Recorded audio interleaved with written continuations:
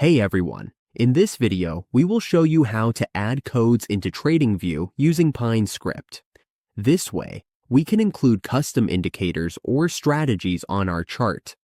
Whether we are using a script we found online or one we wrote ourselves, this guide will help us set it up correctly. Now let's get started. The Tradingview console is a special screen for PineScript, a powerful programming language made for creating custom technical analysis tools, indicators, and automated trading strategies.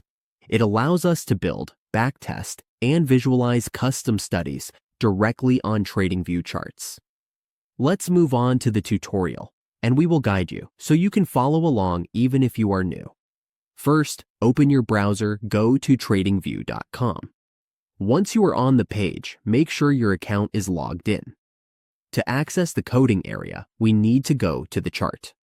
To reach the charts, go to the Products section. Click Products, and under Products, you will see Supercharts. Click Supercharts. Once you are on this page, you will see that it is fully loaded. This is where we can view the market. Here, we can see where trades happen and where gains and losses occur. To add our code, look for PineScript. PineScript is in the lower right corner of this page. We can scan this area to find it. When we see PineScript, click it. A pop-up window will appear. The purpose of using code on Tradingview is to create custom technical analysis indicators, automated trading strategies, and personalized alerts to improve our charting capabilities.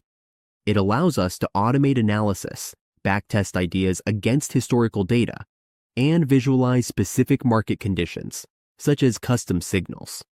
Once we are done with our code, we are ready to go. That is how we add our code to Tradingview. Once it is in our chart, we can select it and use it for our strategy.